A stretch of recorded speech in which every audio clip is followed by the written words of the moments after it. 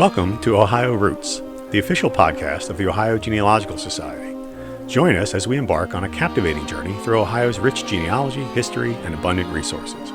Hosted by me, OGS Executive Director Noel Poirier, this podcast brings you insightful conversations with a diverse array of guests, from OGS members, chapter leaders, and staff to renowned genealogists, historians, and influential figures within the genealogical community. Each episode delves into fascinating topics and captivating stories. So grab your headphones, hit that play button, and join us on this enthralling journey of Ohio's roots.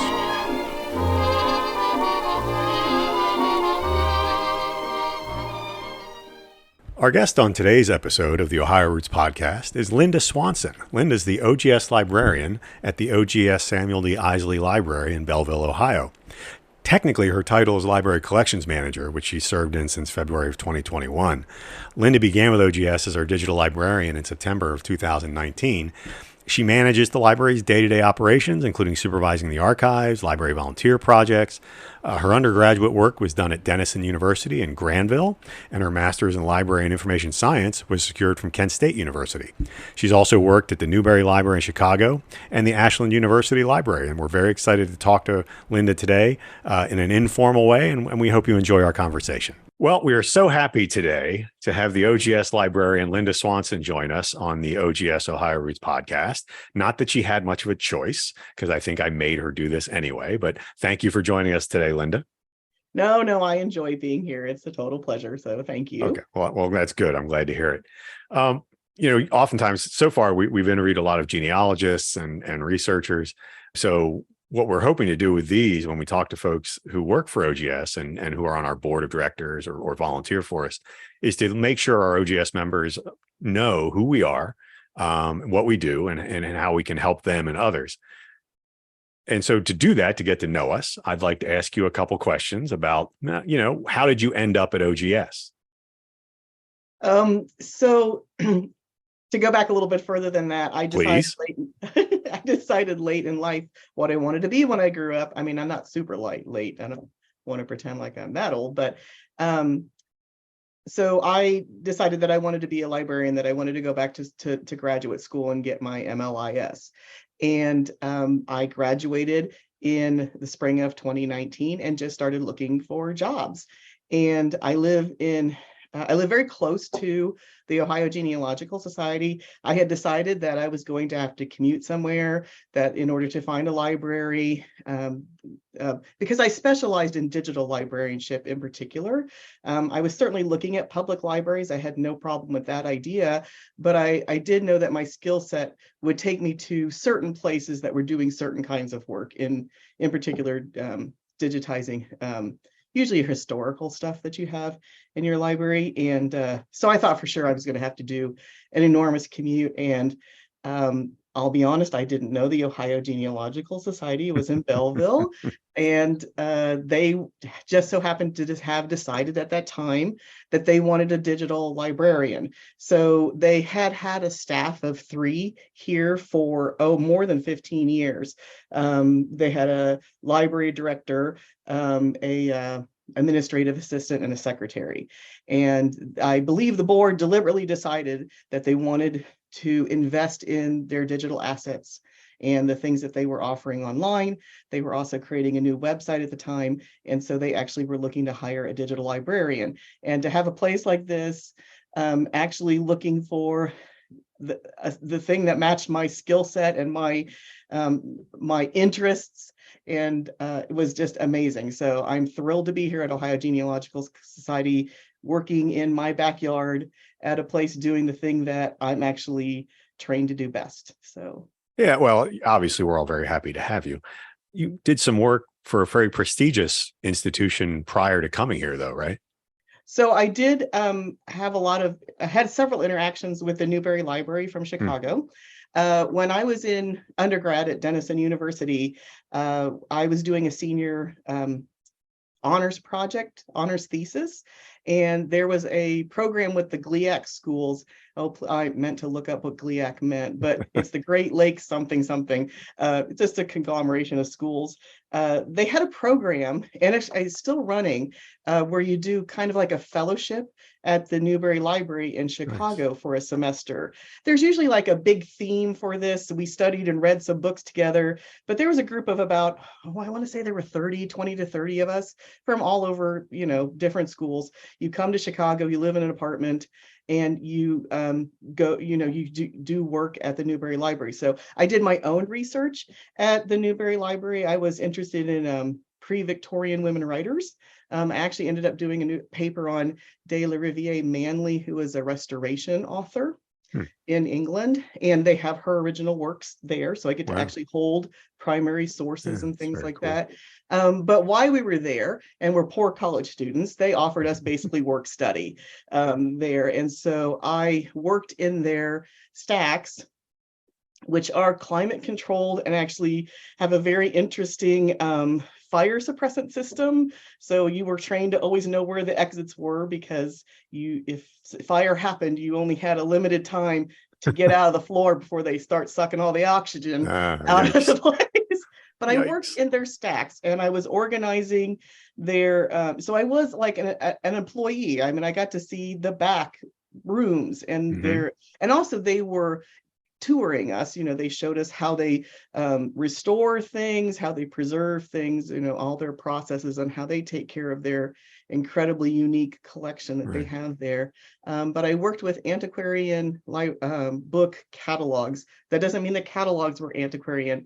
These are the things that auction houses produce when they have works that they're trying to sell. And so not only was it a list of, these catalogs, have lists of the things that even were available or existed, but also the directors and the people that were doing their collection development would make notes. So it was kind of a history of the library itself and how they made decisions on what they bought. So it was really fun.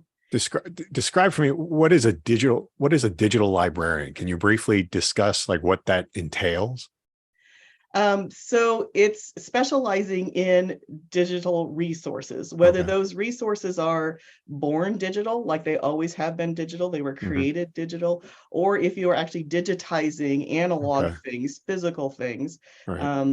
There is so not only is it about how to capture the best images, it's about how to create access to those images, present them online, but it's also about what's really my love, which is metadata or descriptions of these works so that people can find them. Because sometimes a lot of them happen to be pictures. So you need words that describe a picture so people can find it. Got it. Okay. And I know, that's what you were initially hired as, was to essentially just handle digitization processes for the OGS. And I know that your job has changed over time to be more responsible for the library as a whole, including its 3-dimensional and 2-dimensional collections, as well as supervising the archives. When we talk about, obviously there's been this huge boom in digitizing records for research and putting them online, and we all know about FamilySearch.org or Ancestry or some of the other smaller venues for that. And so we know all that stuff is out there, yet the OGS maintains a rather substantial library facility in Belleville. So why should a genealogist, with all that other digital asset that are out there, why should they make a visit to a library still, a physical library? Well, first and foremost, I'm actually not permitted to digitize all of the things that are in our collection. We have over 70,000 volumes in our collection. And if I'm going to make up a statistic off the top of my head, I would guess that 85 to 90% of the things that we have here are still protected by copyright, which means that I cannot copy them and put them online for others to view. There's other workarounds for this, but the big caveat to me anyways is that it cannot be put on our website, which is actually presenting it in a way that was not copyright prevents you from doing that. Right. And so as a result, a visit to the library is the only way you're going to see many of these resources. Right. And since I came here, or, since so I was promoted to, the library collections manager when Tom Neal retired in 2021. One of the things that I have been really focusing on or thinking about is collecting the things that other people might not keep. Other people, meaning like in particular public libraries, might not keep. Public libraries have to keep things that circulate, things that people are using. They do keep some things because it's just healthy to keep them. But the Ohio Genealogical Society collection is focused on regular families, everyday families, your family, my family. I always tell people I don't need another biography of William Taft because he is well covered. And you can get that at your public library. Public libraries circulate. OGS does not circulate, meaning you can't take our stuff home with you, mostly because our stuff is incredibly unique. And so we don't want to lose our precious one-of-a-kind things. But so I think it's important that we are collecting the things that other people might not. Okay. And can you talk briefly in general, kind of give an overview of the library collection? Like what we have in it? Or like what would people expect to find if they made a visit to Belleville? So we always start kind of with a tour. There are certain things that I can't foresee that we'll ever stop collecting, things like obituaries, and those kinds of items. So our collection is organized by location. So when you come in, you can find a whole section of, Lucas County information in a section. So as well as, things that cover the entire state of Ohio. So most of our collection are resources and data and information that have been gleaned from records that exist at a, like maybe at your county level. So in the state of Ohio, most of our records really still are at the county level. So historically, people have gone in, they've looked at those will books, they've abstracted them, and they put them in a book, or they just even index it to let you know, hey, so-and-so, Linda Swanson has a line in this register in this book at this county. So you have those kinds of things. But some of my more favorite parts of our collection would be what we call our family histories. And those are the genres are kind of wide because it can be just a simple, you wrote some lines about your family, could just be a narrative, or it can be, a well-researched, well-documented family, lineage with all the numbers so you can tell what part of the family line they are and all this kind of stuff. Those are my favorites because that's the research that our members are doing. And so, hey, it's always worth putting your surname in our catalog because somebody might have already done the work that you are about to do. So, but and also other precious things, in particular, our Bible records. Our Bible records are really, really important to me. They're the only, many times they're the only record that exists of somebody's birth, death, marriage, whatever. So, and how are the Bible records like presented or made available to people? So right now we have them in files that exist in our physical collection. But if you do the search on the main page of our website, that just general database search, they are indexed in there. And what's great about that is like, if you marry somebody or you marry into a family, you're going to show up. Maybe you're under the Smith Bible, but your last name was Williams or something like that. But it'll show up that it's in the Smith Bible because she married into that family or something. So they are indexed on that thing. So put your surnames in there, your people's names in there. See if we have a Bible record on them. So and I understand. I mean, if someone's going to visit the library, obviously they can access our online library catalog as well, right? Just to see if there's a resource here that might be helpful. Absolutely. I always encourage people before they come to look in the library catalog because that way you can make a plan of the things that you want to look at here. It also gets you into the collection. So, what section you're in that you can kind of browse around too. I'm old school in that I love libraries. I love physical libraries, and I love serendipitous browsing. When you Right. go into a library and you know the book you're pulling, but you look around and see Yeah. like, oh, I never thought about looking for those books or this. Right. And I think our library is well set up for that. That kind of like discovery by accident, by happy Right. accident. The Ohio Roots podcast is brought to you by the Ohio Genealogical Society, the premier gateway for discovering your Ohio family history. To learn more about joining, visit www.ogs.org. Yeah, for me, I mean, I enjoy, and you know this about me, I usually get to work pretty early in the morning when I'm at the library. And there are many mornings where I just enjoy going and browsing through the library stacks and grabbing a book and sitting down on the sofa there in the library and just kind of enjoying a 15 minutes of uninterrupted and hopefully uninterrupted time to just kind of enjoy being in the library, since I don't get to do it very often. I know one of the things we've focused on collecting at the library over the last, what would you say, 5 or 10 years are yearbooks from OGS schools. And I understand we have quite a few of those now. Right, we're at 23,000 right now yearbooks in the state, and our yearbook librarian, who is a volunteer here at OGS, who has made it his life mission, his name's Aaron Turner, has made it his life mission to collect every single yearbook that was ever created in the state of Ohio ever. And why are those important?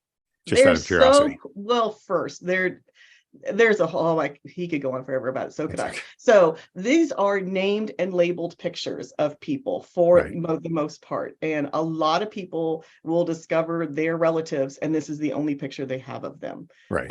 You don't have to go very far in somebody's history to start running out of pictures. So for instance, I have 3 pictures of my grandmother, and one of them is in a yearbook here at OGS. So running out of pictures is kind of, but then also these yearbooks, so we think of them as, these highly polished things that some corporation created and whatnot. But the early ones are super fascinating because sometimes people just made them, a lot of little places made them on their own. They printed the pages and pasted in the pictures, and so it's just amazing recording of people. And also it's a real fun time. I mean, I think a lot of us remember our high school years as a certain point in time. I hope it was happy for you. It was a happy time for me. But I don't know, I just seeing your relatives, in that youth time. Yeah, I think we don't tend to think of our grandparents as ever being young. Exactly. Yeah. So sometimes it's nice to see a picture of your grandfather when he was, 18, and just starting out a life that you know everything about now. So your book's pretty interesting to do that, I guess.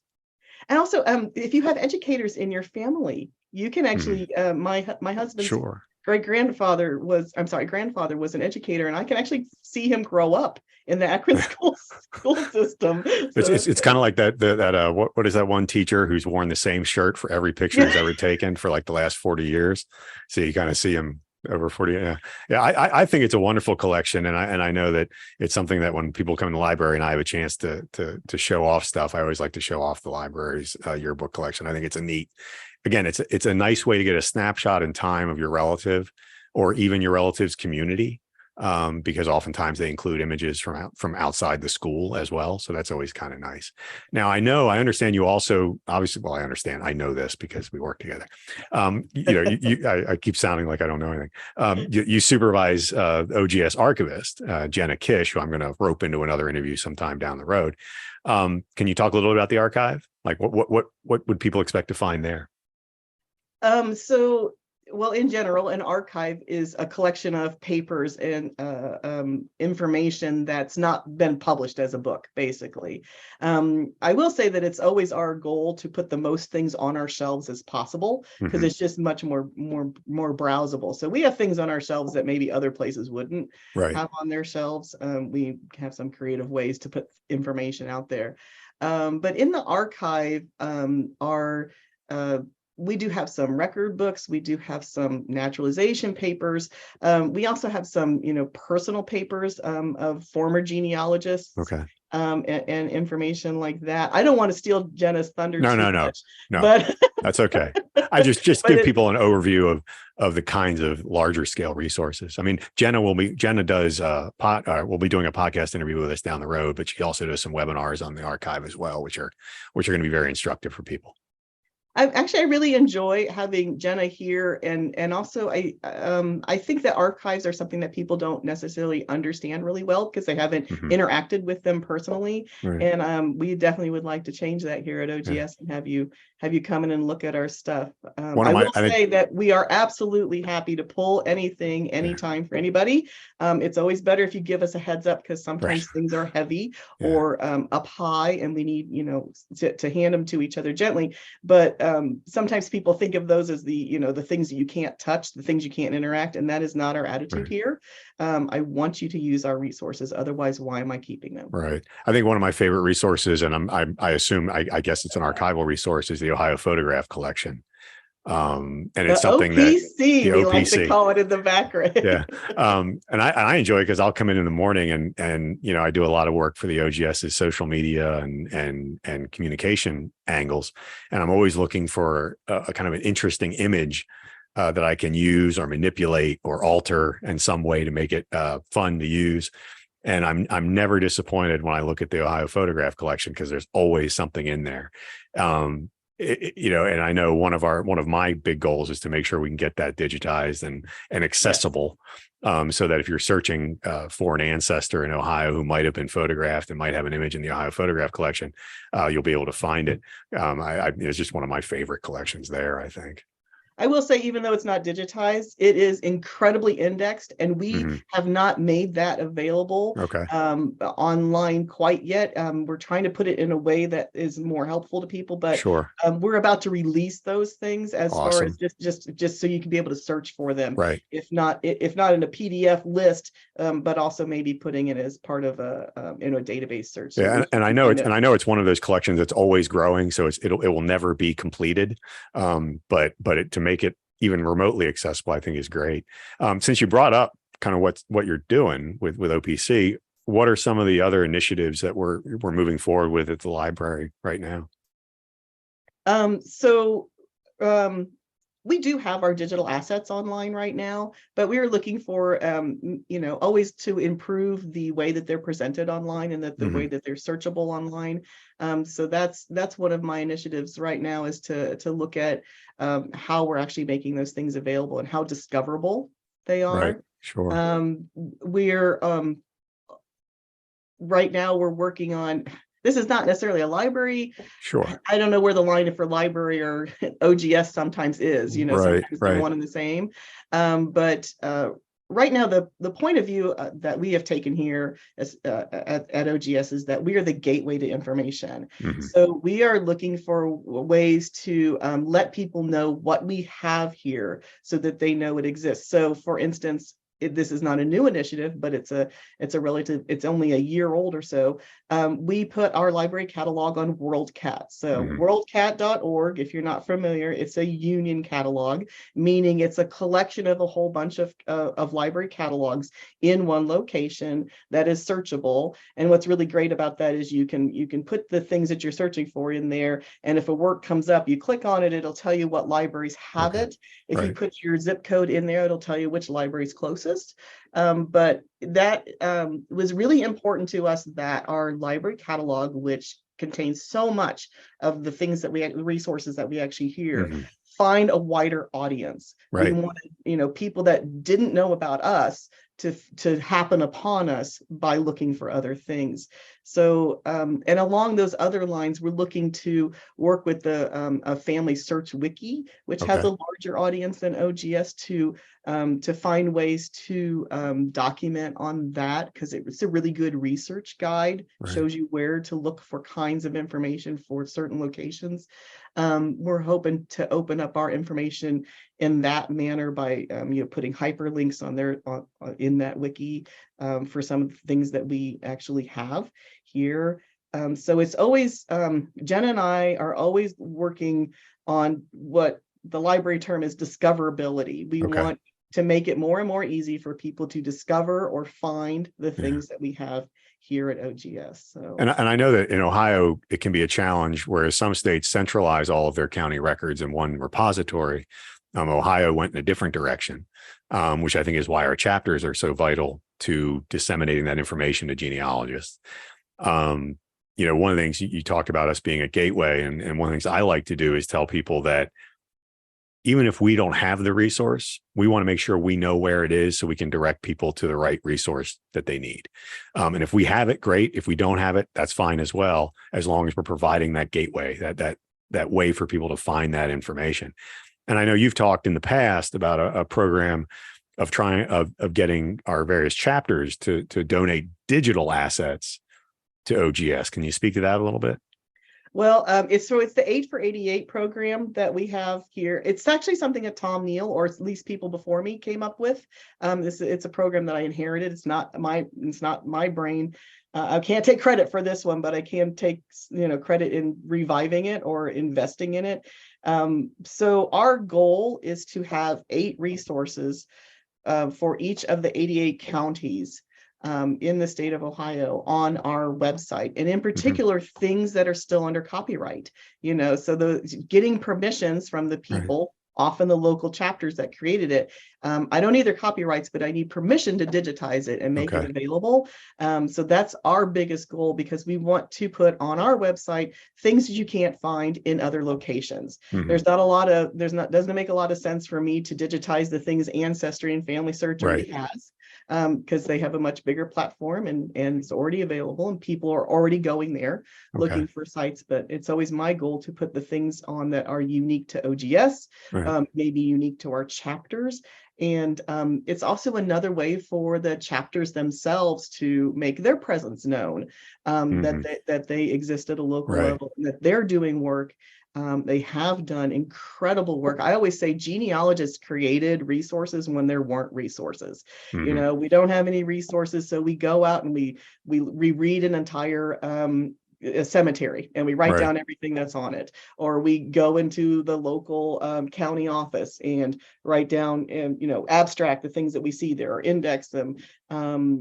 Just even locally, a funeral home has opened up their records and allowed a local chapter to index them. I mean, all those things are unique resources that are definitely local, and it would be even better to have them have a wider audience online. And it speaks again to the idea of being a gateway. When I speak to somebody over the phone or via email who has a question about an ancestor that they're researching, usually one of the first things I ask them is, what county were they in?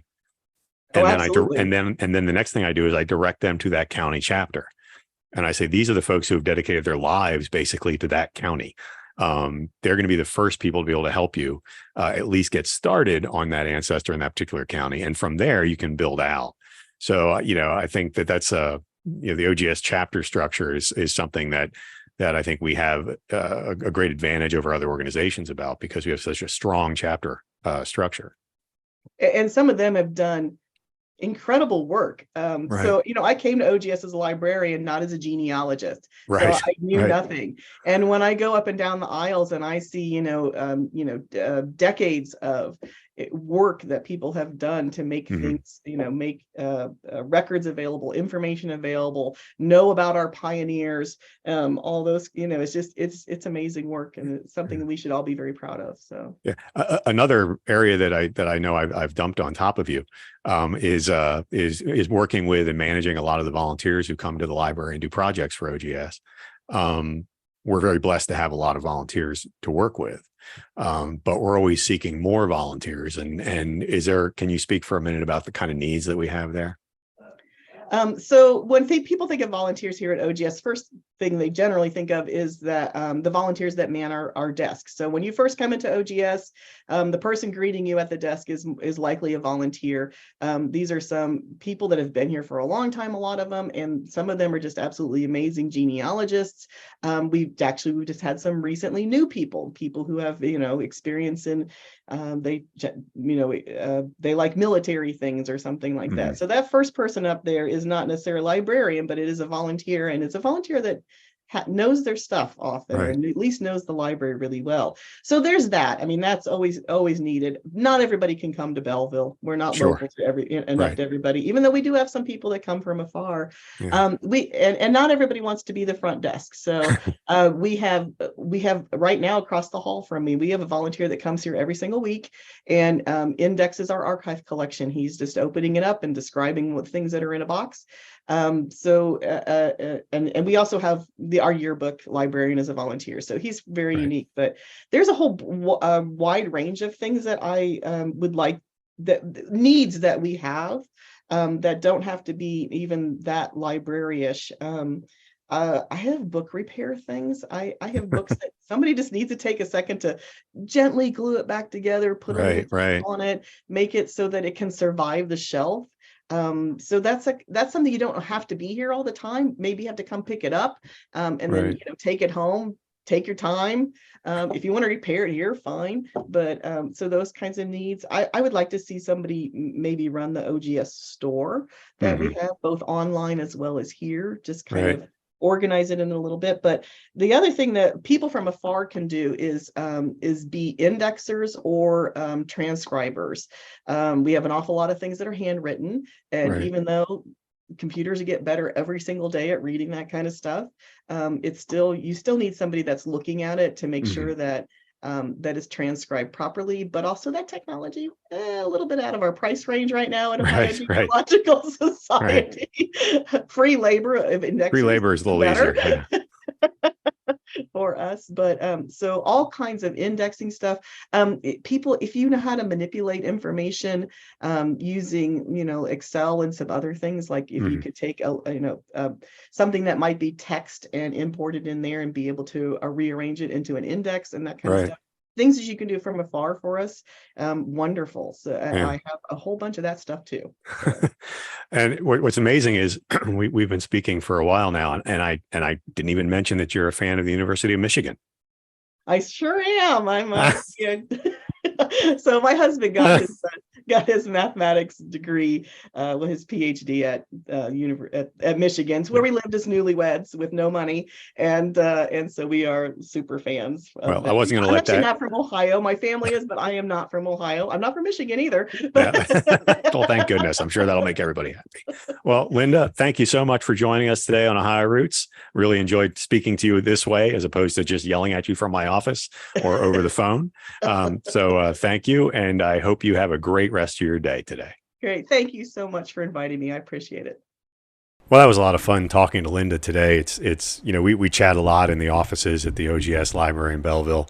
And so it's always fun when you get to kind of speak with someone you work with on a regular basis and get a chance to kind of share their knowledge and their expertise with everybody. So I want to thank Linda again for joining us today on the Ohio Roots podcast. I hope you enjoyed our conversation, and we'll look for you next time on the next Ohio Roots podcast.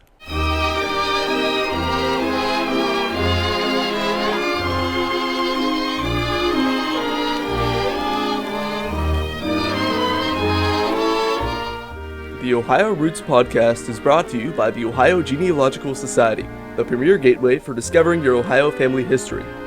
Hosted by OGS Executive Director Noel Poirier and edited by Luke Poirier. Theme song is Beautiful Ohio, recorded by Bob Stanley and his orchestra in 1944. To learn more about joining the Ohio Genealogical Society, visit www.ogs.org.